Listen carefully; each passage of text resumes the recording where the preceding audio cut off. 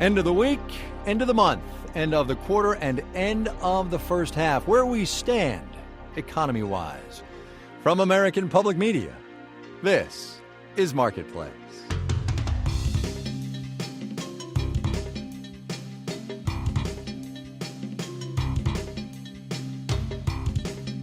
In Los Angeles, I'm Kai Risdall. Friday, the last day of June 2017. Good as always to have you along, everybody. The midpoint of a year is perhaps an artificial stopping point at which to pause and reflect, but that is what we are going to do all the same. Here for maybe 4.5 minutes of live radio are Cardiff Garcia from the blog FT Alphaville, also Neela Richardson from Redfin. Hey, everybody.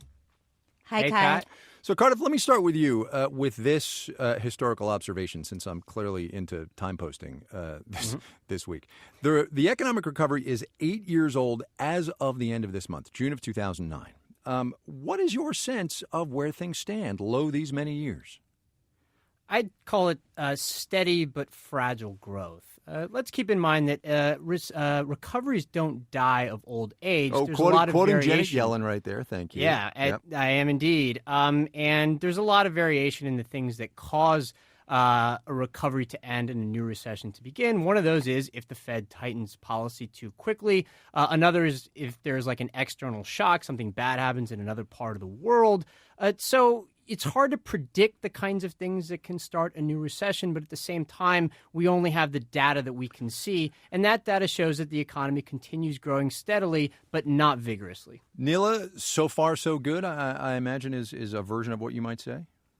I might say that. I think that question, Yeah. the answer depends on who you ask. I think it's okay. It's not great. Right. The view from the top is really good. You have low rates and a booming stock market. The view from the middle is kind of meh. I mean, slow wage growth, high home prices, high healthcare costs. And then the view from the bottom is a bit risky, right? You're looking at a Congress who may be taking some important benefits away from you. So aggregated all that up, it's okay. It's not great. Cardiff, Janet Yellen, the Fed chair, the aforementioned Fed chair, gave a speech this week in which she said, basically, she doesn't think we're going to see another big financial crisis in her lifetime. The banks seem stable. They passed their stress tests. Are we safer today than we were 8 years ago? Oh, we certainly are. And while that's not a prediction that I myself would be comfortable making, because after the last year or so, I think we should all be out of the predictions business, I would say that there's a reason she made that observation. It's one rooted in history. Events like what happened in 2008 and 2009 do tend to be transformational events that change the way that institutions and individuals view the economy. They do become more cautious. Now, eventually, they might forget the lessons of what happened and they become a little more complacent, but it's hard to predict how long that's going to take. I don't think we're there yet, so I think for now we definitely are safer, but that doesn't mean we should all get lazy. Yeah. Neela, let me turn the conversation a little bit to something you mentioned, which is healthcare and the brouhaha, actually, that's going on over that in Washington. And I want to talk not about the potential delay to whatever the president's overall economic agenda might be, because that clearly has been stuck for a while. But this idea that started burbling up today of repeal Obamacare, but then just kind of hang around and see what happens, and in a couple of years we'll replace it. Talk to me about the big picture economics of that, would you? That one would be hard to pull off because it's really not about economics. Let me put aside that for a second. It's about a Congress who has a propensity to kick a can down the road as far as it will go. So repealing with no action to replace means that replacement could be way into the future, much longer than either party is comfortable with. But let's get to the economics. Yeah. People respond to uncertainty. If people are uncertain to what their health care will look like, they'll stop doing things. They'll stop buying houses. They'll stop moving places. They'll stop, investing. And so you need certainty for an economy to work. You need some level of certainty. Healthcare is 1/6 of the economy. We can't have that much of the economy uncertain and for people to make their best decisions. Neela Richardson, she is the chief economist, in point of fact, at Redfin. Cardiff Garcia blogs at FT Alphaville. Thanks, you two. Thanks, you, Kai. All right, enjoy your weekend. Yeah, you too. You off the third? You're working Monday? What are you doing? Working. I'm working too. Wall Street today, not a bad Friday. We'll have the details when we do the numbers.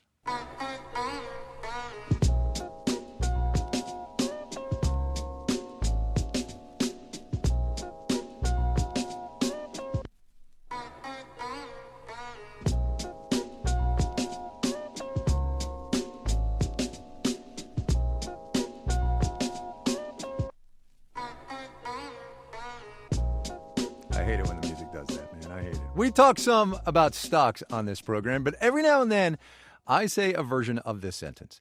If you really want to know where the market thinks the economy is going, forget stocks and look at bonds. Today is one of those days where I say that sentence, when the story is what's known as the yield curve and how that curve has been getting flatter this year. Jargony, yes, but Marketplace's Mitchell Hartman has the primer. Let's start by defining terms. I found this helpful today. To be honest, when I got this assignment, I couldn't have told you precisely what a flattening yield curve is. So first, yield. That's the interest rate paid on a bond. Second, yield curve. That's when you graph the interest on short-term bonds versus those maturing in 10 or 30 years. The yield curve describes the price investors demand for lending money for longer and longer time horizons. Rob Hayworth at U.S. Bank Wealth Management says when the economy is growing, the curve has a nice arc because longer term means more risk. The fact that you'd have to, in essence, lock up your money for a much longer time. The economy could get hotter, driving up inflation, eating away at your investment. When the yield curve flattens, investors probably don't think that good stuff's going to happen, says Morningstar economist Robert Johnson. Flattening is not generally a good thing. If you're not demanding as much for your longer-term money, it seems to indicate that you're not thinking there's going to be much growth ahead. In the past, this has often signaled a coming recession. Johnson won't go that far, but he does see worrisome signs: weak consumer spending, manufacturing. Analyst Brad McMillan at Commonwealth Financial sees this in a slightly different light. Not that investors anticipate a downturn, but less upturn from tax cuts and infrastructure spending. There was a lot of hope for that earlier this year, based largely on expectations Congress was going to enact business-friendly policies. That hasn't happened. So maybe what we're seeing is a political letdown flattening. I'm Mitchell Hartman for Marketplace. Back in April, President Trump ordered the Commerce Department to speed up an investigation into imports of foreign steel and aluminum, and specifically whether those imports were compromising national security.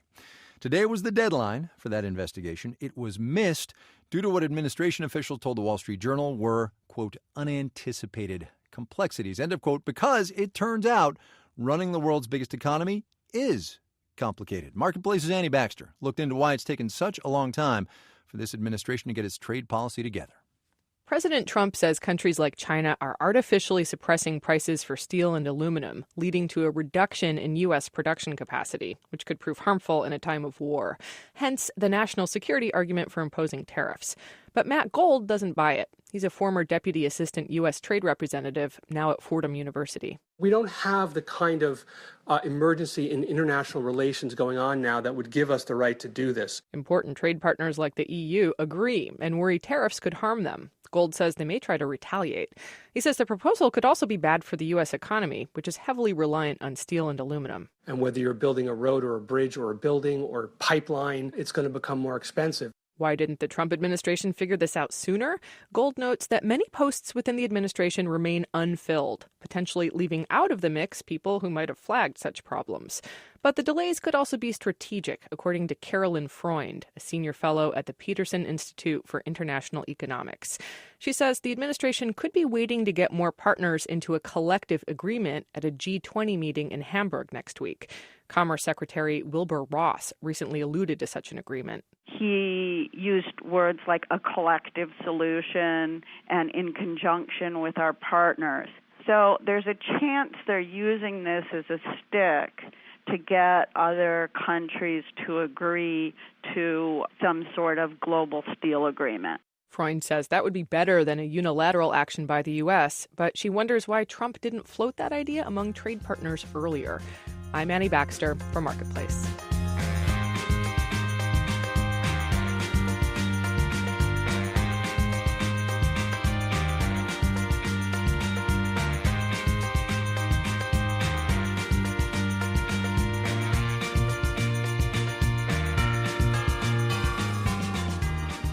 As we sit here smack at the middle of 2017, electric cars, EVs, they're sometimes called, are almost old hat. Teslas and Volts, the Leaf, and a bunch of others are almost Commonplace. Buses, electric buses, not so much. Specifically, transit buses. There are more than 70,000 transit buses out there across this country. And the Los Angeles County Metropolitan Transit Authority, the second largest agency of its kind, says it's going to replace more than 2,000 of its buses with electric ones.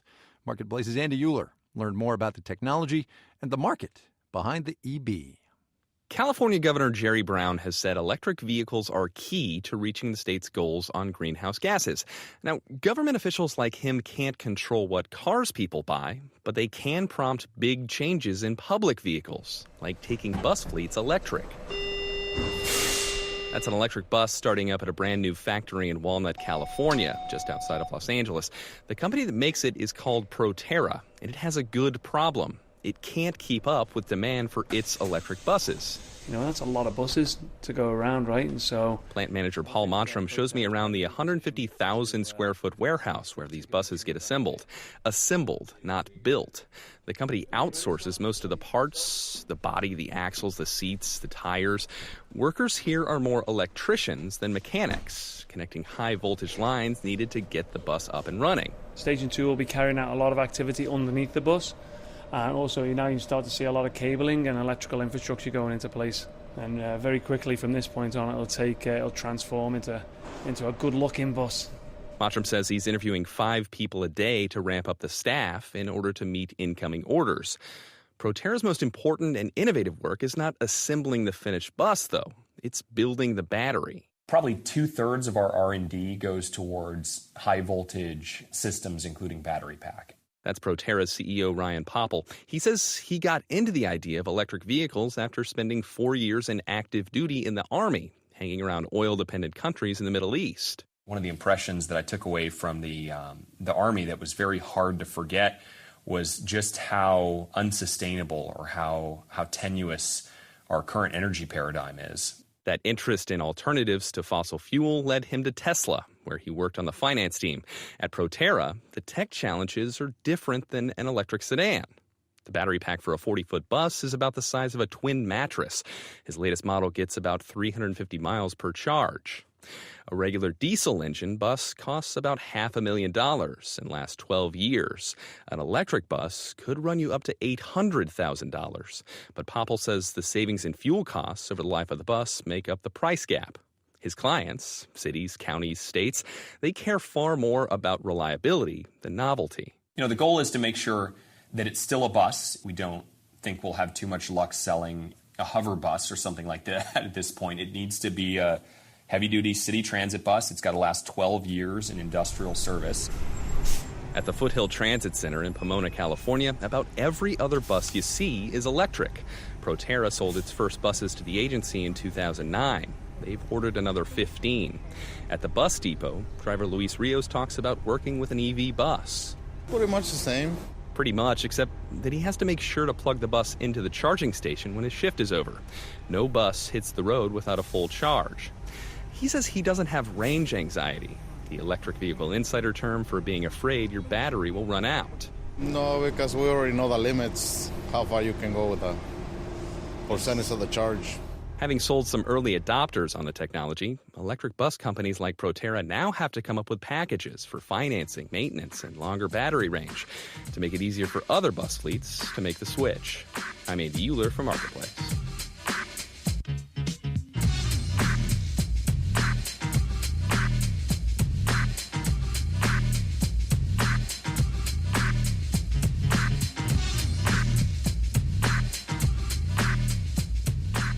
Coming up.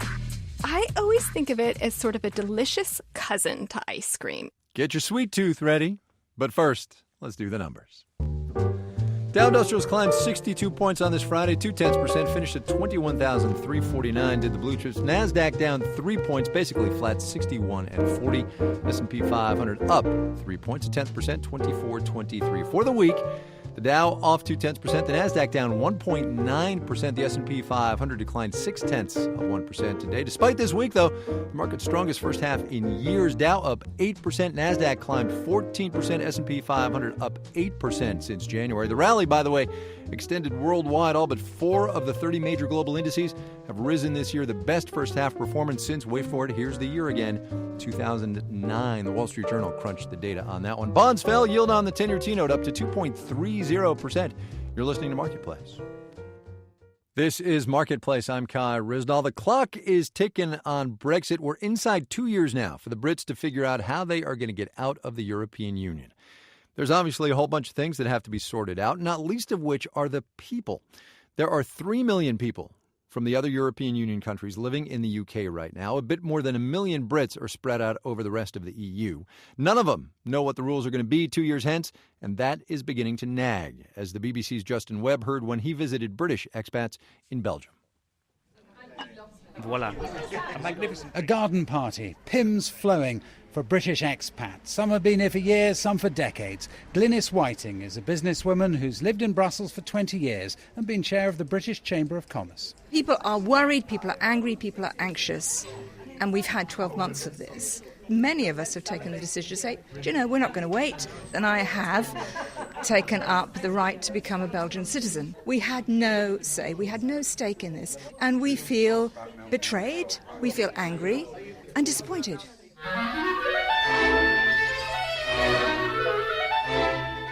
Across the city, the Bruxelles Symphony Orchestra is playing with as much gusto as ever. But among the British contingent in this multilingual international group, a mix of musicians, professional and non-professional, student and amateur, there's a sense of foreboding. A sense that a deal on citizens' rights is a trickier thing in reality than the politicians realise. John Brown has been here 21 years. My wife works as a civil servant in Belgium. She works for the Belgian government. Rules say you can only work for the Belgian government if you're an EU citizen. Now, is that within the scope of a generous offer? My kids are at university. They benefit from the freedom of movement, the freedom of work. Are children of people who live in Belgium, is that going to be included in the generous offer? I think there's a lot of details, and it's when you get down to the nitty-gritty that you uncover all the real issues, and I don't think any generous offer will get down to the real details like that. It'll be much too high level. Our lives don't fit the bureaucrat's template. We fall in love and out of it, we get jobs and lose them, our kids want to live here or there, we fall ill in inconvenient places. Up to Brexit, of course, that didn't matter in Europe. Anyone anywhere had pretty much the same rights. Now, of course, it won't be the case. Dear friends, since God so loved us, we also ought to love one another. At Holy Trinity, Belgium's main Anglican church, the congregation is about 30% British, and those we talked to were 100% worried. And as ever, it's the detail that gives them the worry. If a deal is done, who's in charge of it? Who adjudicates disputes? Richard is a member of the congregation. You have to have some court, tribunal, whatever you call it, that oversees. And if it's overseen between 2 parties or between 28 parties, whether you call it the European Court of Justice or whatever, you have to have something that everyone feels they're equally protected by. It always comes back to the detail, but more as well. In Brussels, amongst the Brits, a sense that no deal, no generous agreement on citizenship, nothing can ever make up for what they have and are about to lose. I'm Jenny Freeman. I was born here in Belgium and had the British nationality. What would it mean to you to lose your British nationality? It would mean losing a part of my heritage. It means you've been disconnected from the past. In Brussels, I'm the BBC's Justin Webb for Marketplace.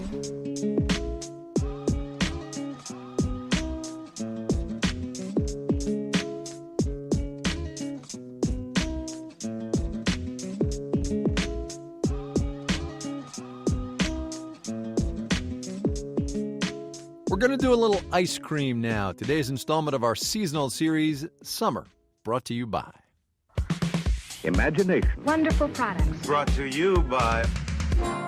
There's a whole lot more to ice cream than just which flavor, or are you going to have sprinkles and hot fudge, right? Amy Edinger ought to know. She took the tough duty and traveled the country to report on her new book. It's called Sweet Spot, an ice cream binge across America. Welcome to the program. Thank you. We should say here that you are just the latest in a long, very long line of ice cream aficionados in this country. I mean, it goes way back.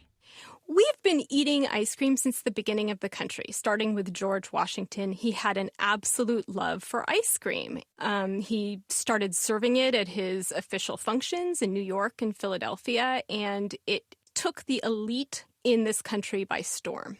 And he at one point, you say, spent the equivalent of like $3,000 in a summer or something on ice cream? He spent about $200 on ice cream back then. Yeah, that's in $1,790, right? Yes. Right. And it wasn't easy to make ice cream back then. He had ice houses built, and so did Thomas Jefferson. It was before, obviously, well before electrical refrigeration. And I do sort of wonder if the aspect of this is really difficult and yet we can do it was why they loved it so much. Yeah. This skips ahead a good deal in the chronology, but there is something visceral about ice cream. I mean, I hear like ice cream bells on a truck or something going by, and I'm 15 again, running down from the pool to the Good Humor truck. Absolutely. That sound just triggers something. And sometimes it can actually be a negative association. So in New York City, they go insane from all the sounds of the ice cream truck. Talk to me for a second about ice cream trucks today, because as you said, New York City, they go crazy because it's too loud. But there is actually an entire industry, an entire sort of base of how you get the routes and where the trucks are, and they're expensive and all of this. You know, I, as a consumer, never really thought about the business part of ice cream until I started researching what goes on with these ice cream trucks, especially in New York City, where the people who are driving these trucks, that's their business. That's their livelihood. And so you have what has turned into some very bloody turf wars. I rode on the back of an ice cream truck with Maria, the ice cream truck girl. She serves, you know, those prepackaged novelties. And she's competing with a lot of the Mr. Softy trucks who are now moving into what she considers her territory. So she's been arrested. Wow. She's got into bloody, you know, fist fights with them. She's taken their keys and thrown them on their trucks so they can't drive around on her route anymore. And at the same time, the soft serve trucks are fighting. And I talked to the vice president of Mr. Softy, and he said, you know, things are so rough and tumble on the streets of New York City that I cannot offer enough incentive to my drivers to go into New York because they're worried about what's going to happen to them. I don't mind telling you that I think that has put me off ice cream trucks forever. That's incredible. It's just, you know, I think it's particularly bad in New York City. New York's a tough city. We all know that. A detour now, though, to Milwaukee, Wisconsin, and you know what's coming, and custard. So first of all, is custard ice cream? And if not, what's it doing in an ice cream book? I always think of it as sort of a delicious cousin to ice cream. It's very, very similar, obviously. It's a little eggier. Why did you have to go to Milwaukee to get what you deem genuine custard? It is considered, you know, the custard capital of the world. Okay. And there is very good frozen custard in other parts of the country. Yeah, because we're going to get letters here about custard. The custard fans out there, I'm going to hear from them. Absolutely. But there is a very large concentration of custard stands that are owned by different families in Milwaukee. So I felt like that would be a way for me to test the different custards and really see what all the fuss is about. Amy Ettinger. Her book is called Sweet Spot. It's an ice cream binge across America. Amy, thanks a lot. Thank you.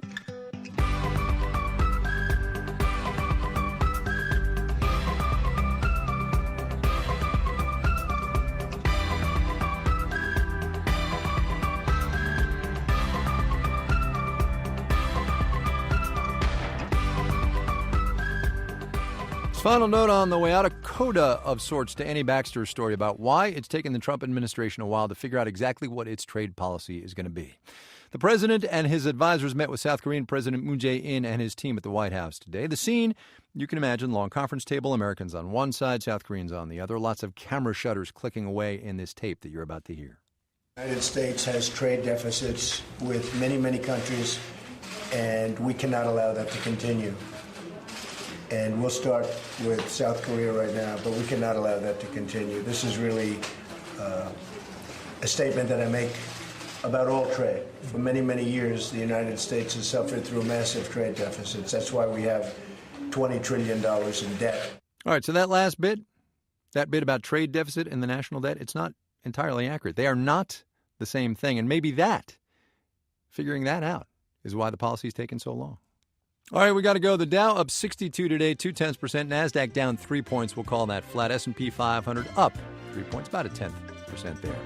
Our theme music was composed by B.J. Liederman. Marketplace is produced by Nancy Fargali. Sitar Nieves is the executive producer. Deborah Clark is the senior vice president and general manager. I'm Kai Ryssdal. We will see you Monday, everybody. Have a great weekend, all right?